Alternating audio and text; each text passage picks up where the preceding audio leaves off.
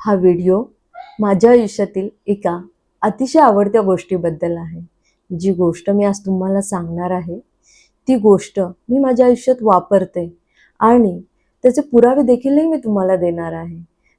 मी एक अशी युक्ती तुम्हाला सांगणार आहे, ज्याने मी माझ्या आयुष्यात माझ्या इच्छा पूर्ण वेगाने कंप्लीट करायला मला मदत होतीये. आणि ज्या गोष्टींना साधारणपणे वेळ जातो, आपल्या गोष्टी कंप्लीट व्हायला खूप खूप टाईम घेतला जातो, त्या गोष्टी तिथे माझ्या कंप्लीट व्हायला मला लवकर मदत होत आहे. मी तुम्हाला असं एक गोष्ट सांगणार आहे, की त्याने माझ्यात खूप खूप बदल झालेले आहेत. पूर्वी आपल्याला माहीत असेल, की आपल्याला काही गोष्टी शिकायच्या असेल किंवा ज्ञान घ्यायचे असेल, तर आपण लायब्ररीमध्ये जाऊन पुस्तकं रीड करायचो आणि जेव्हा आपण पुस्तकं रीड करायचो त्याच्यातून ते नॉलेज घ्यायचो. आता आपल्याला हे सगळं नॉलेज मोबाईलवरती मिळते आहे. आता आपल्याला सोशल मीडिया, Insta, YouTube याच्यावरनं सगळं नॉलेज भेटत आहे. तर आपल्याला असं वाटतं, की त्या गोष्टींवर आपलं नियंत्रण नाही आहे.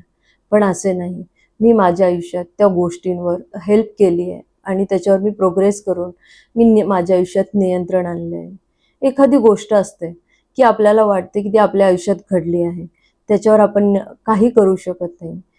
एक गोष्ट लक्षात घ्या, कोणतीही परिस्थिती या गोष्ट व्हायला वेळ आपण ठरवू शकत नाही. ती गोष्ट होऊन द्यायची असते.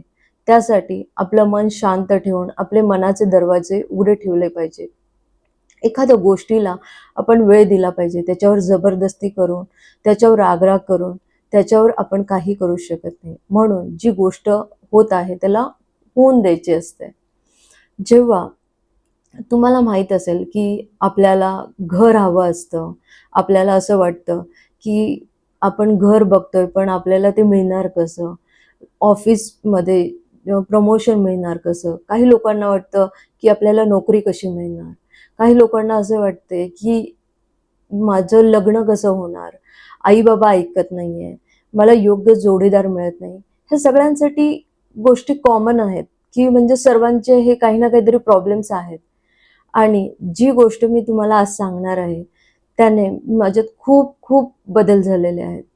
एक दिवशी मा 2014 मध्ये म्हणजे ही माझी गोष्ट आहे, की मी तुम्हाला माझा एक्सपिरियन्स शेअर करते, की 2014 मध्ये आम्ही भाड्याच्या घरात राहत होतो आणि तेव्हा आमचं जे भाड्याचं घर होतं, त्याचं भाडं होतं ₹4,500.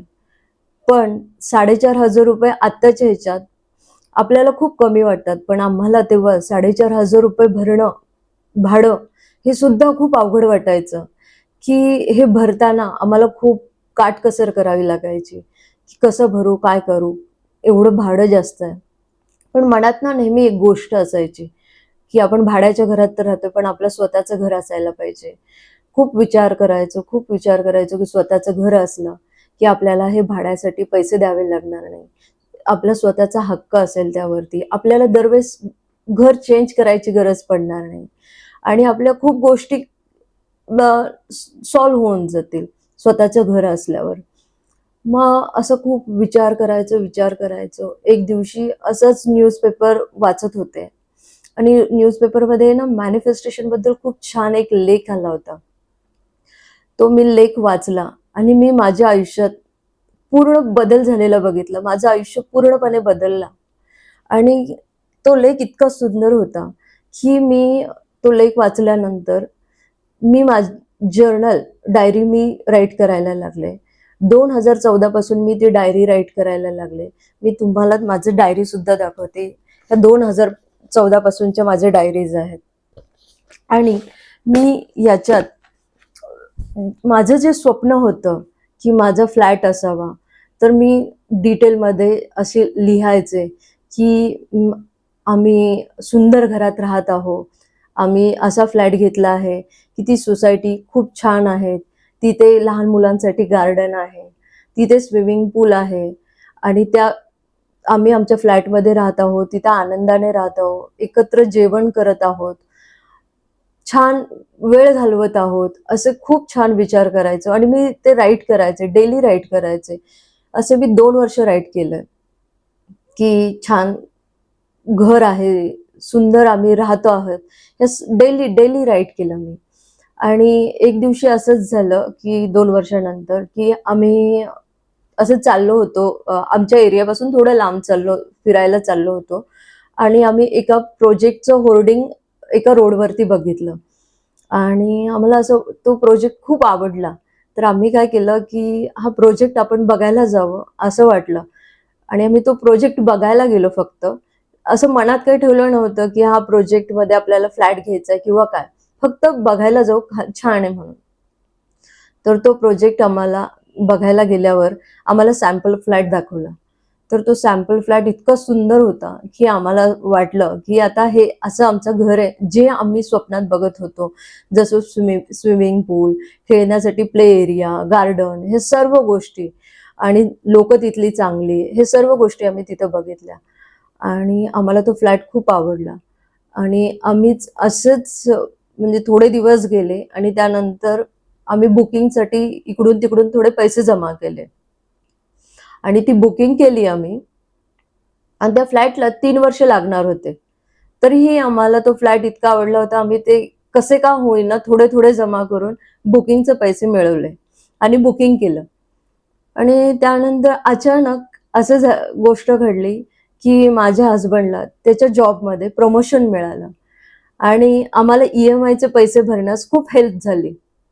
तसंच मी माझ्या डायरीमध्ये डेली असं राईट करायची की मी इंटिरियर पण खूप छान केले, डिटेलमध्ये लिहायचे आणि सर्व गोष्टी डिटेलमध्ये असायची की घर असं असणार आहे, तिथे राहणारी लोक खूप चांगली आहेत, प्ले एरिया आहे, गार्डन आहे, फर्निचर कसं असणार आहे, त्यानंतर माझ्या सोफ्याचा कलर ब्राऊन असेल, कर्टन माझे फ्लॉवर प्रिंट्सचे असतील, त्यानंतर मॉड्युलर किचन असेल, फर्निचर सगळे केलेलं असेल, माझ्याकडे 43 इंचचा LED TV असेल. या सर्व गोष्टी मी डिटेलमध्ये लिहायचे प्लस इमॅजिन पण करायचे आणि या गोष्टी करताना मी कधी डाऊट घेतला नव्हता की हे कसं होईल, काय होईल. फक्त मी इमॅजिन करत होते आणि या गोष्टी हळूहळू जसं त्याचं प्रमोशन झालं, आम्हाला EMIसाठी पैसे झाले, तसेच आम्ही इंटिरियरला सुद्धा हळूहळू पैसे जमा करून आम्ही आमचं सगळं इंटिरियर कम्प्लीट केलं. मी तुम्हाला माझ्या 1 BHK फ्लॅटचा एक स्क्रीनशॉट सुद्धा दाखवेल. असेच 8 वर्षानंतर आम्ही 2 BHK एक सुंदर फ्लॅट घेतला. तो पण खूप मोठा आणि इतका सुंदर घेतला की अशाच हळूहळू एक एक गोष्टी आमच्या कम्प्लीट व्हायला लागल्या. जशी दुबई ट्रिप, मी तुम्हाला गेल्या व्हिडिओमध्ये दाखवलं ते दुबई ट्रिप झाले. खूप अशा अनेक गोष्टी आहेत की त्या कम्प्लीट व्हायला लागल्या, मॅनिफेस्टेशन कम्प्लीट व्हायला लागलं. आणि तेव्हा मला या गोष्टी करताना मी विचार केला की हे जे मी करत होते त्याच्या जे जर्नल मी राईट करत होते, जर्नल डायरीमध्ये राईट करत होते, ते हळूहळू घडायला लागलं. मी कधीच ही गोष्ट सोडली नाही, लिहिणं सोडलं नाही किंवा विचार करणं, इमॅजिन करणं सोडलं नाही. त्या गोष्टी ऑटोमॅटिकली होत गेल्या. आम्ही ऍक्शन घेत गेलो, आम्हाला त्याचे रिझल्ट्स मिळत गेले. तुम्ही बघा की आपण कोणती गोष्ट करताना की विचार करतो हे होईल का, हे कसं होईल, माझ्याकडे तर एवढे पैसे नाही, कसं होणार. पण हा विचार मी कधीच केला नाही, त्यामुळे माझं सगळ्या गोष्टी कम्प्लीट होत गेल्या. हेच तर खरं मॅनिफेस्टेशन असतं. आपल्याला वाटतं खूप लोकांना वाटतं की मॅनिफेस्टेशन हा भ्रम आहे, पण मी कधीच म्हणणार नाही मॅनिफेस्टेशन हा भ्रम आहे. तुम्ही जर एखादी गोष्ट म्हणता की ही होऊ शकत नाही, तर ती कशी होणार, कारण तुमचे तिथे डाऊट्स आलेत. पण मी कधी हा डाऊट घेतलाच नाही, त्यामुळे माझ्या ह्या गोष्टी कम्प्लीट होत गेल्या आणि मी कंटिन्यू या सगळ्या गोष्टी डिसिप्लिनने करत राहिले, त्याचे रिझल्ट्स मला मिळाले. म्हणून मी नेहमी सांगेल तुम्हाला की जर्नल डायरी तुम्ही यूज करा. तुमच्या लाईफमध्ये ज्या गोष्टी तुम्हाला हव्यात त्या डिटेलमध्ये लिहायला शिका, इमॅजिन करायला शिका, त्याच्यावर डाऊट घेऊ नका आणि तुम्ही फक्त ऍक्शन घ्यायला शिका. थॉट्स तुमचे तसे ठेवा, ऑटोमॅटिकली तुम्हाला रिझल्ट्स मिळतील. माझा हाच हेतू होता, म्हणून मी हा व्हिडिओ तुमच्यासाठी तयार केला आणि मला वाटलं की मी जर हे करू शकते तर तुम्ही सुद्धा हे करू शकाल. थँक्यू.